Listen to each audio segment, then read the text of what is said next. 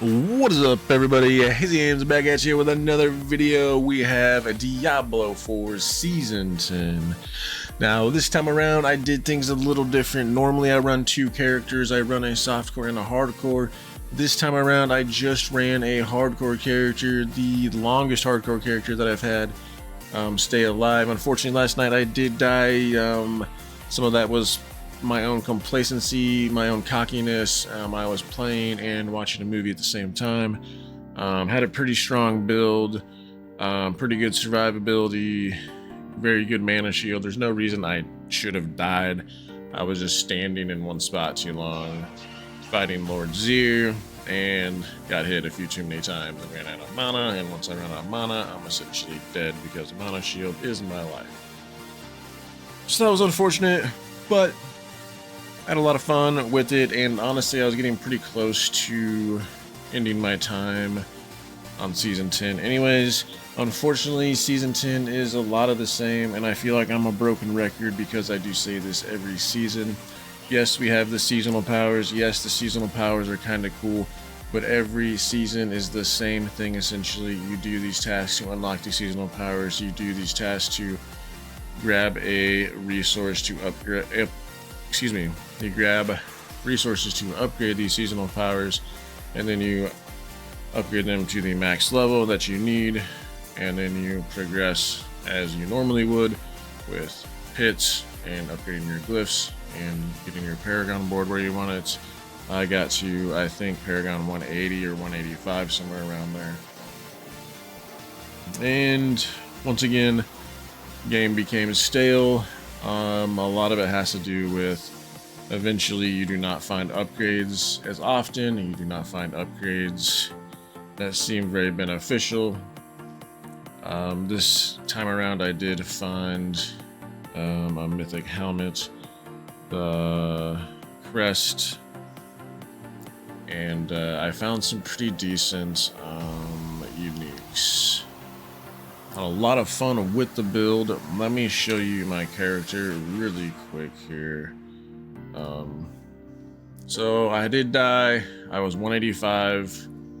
So I had Harlequin crest, very good helmet. Had Lorcan's talisman on the chest piece, very good. And then just some other good legendaries. I was using this. So I was essentially a crackling energy build with emphasis on ball lightning. I wasn't finding the specific chest and pants that I needed, so I kind of went with a hybrid build with this chest and this offhand. Unfortunately, never found either of these rings with greater affects on them, which kind of sucks because it limited their power, but still made it to Torment 4 and played in Torment 4 for quite a while.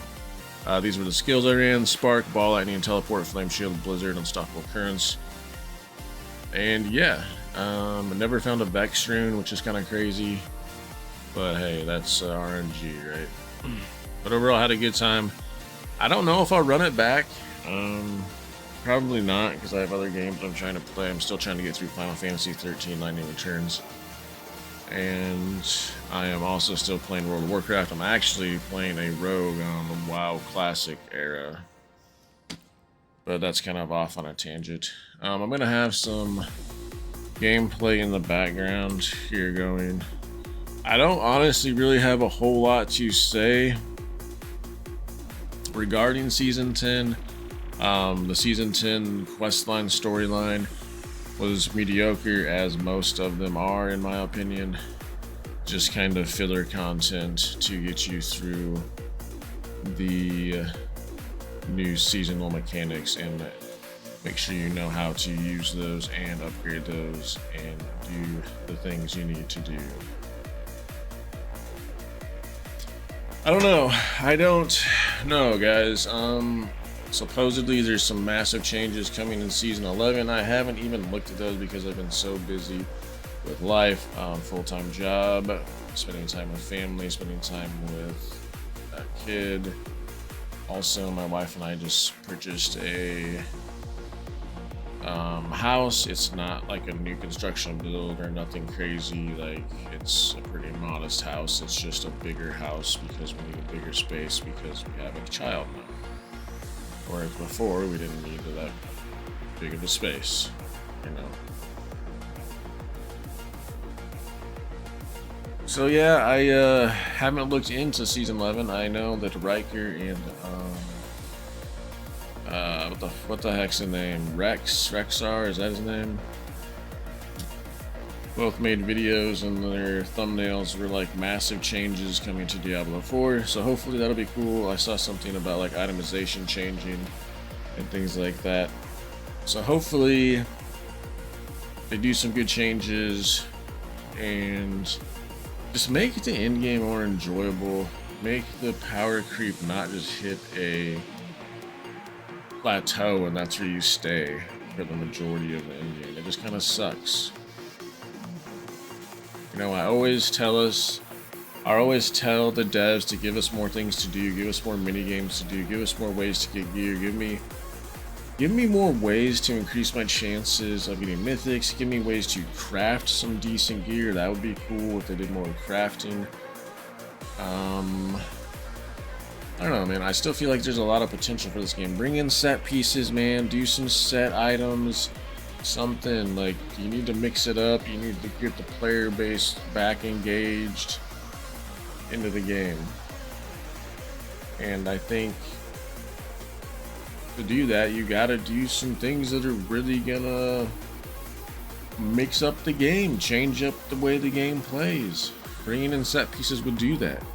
Bringing in the ability to craft better gear would do that.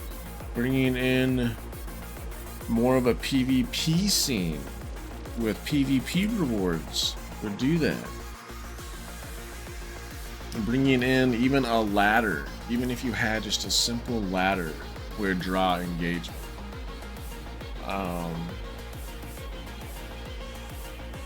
Yeah, there's just, I mean, let me know what you think Diablo 4 should do down in the comments. Let me know what your changes would be, your ideas. Because, you know, I always sit here and play these games, and it's easy to sit there and criticize because you're not on the side of the development team, right? So you can sit back and analyze stuff they've already done and be like, well, they should have done it this way, or they should have added this and done this. So let me know what you would change, what you would do. I like bouncing ideas off people. But I definitely think the game needs a refresher. It needs something to draw on the Diablo audience again. Because yeah, it's just kind of a lot of the same, if I'm being honest. And that's really why I think I only made one character this time. Is I was just like, you know what, I'm gonna do my hardcore character, and when my hardcore character dies, that's gonna be where I stop and make my review of season 10. And I'm not even gonna bother with a Satru character because I got other games I'm trying to play and beat and review. I'm trying to think if there's anything else significant in this season. I mean, they've made some good quality of life changes every season. I think the quality of life changes get better. But there needs to be something impactful, something major that they change and do.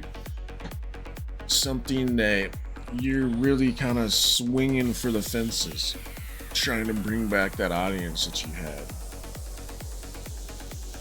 But is it too little too late? That's also a thing, you know?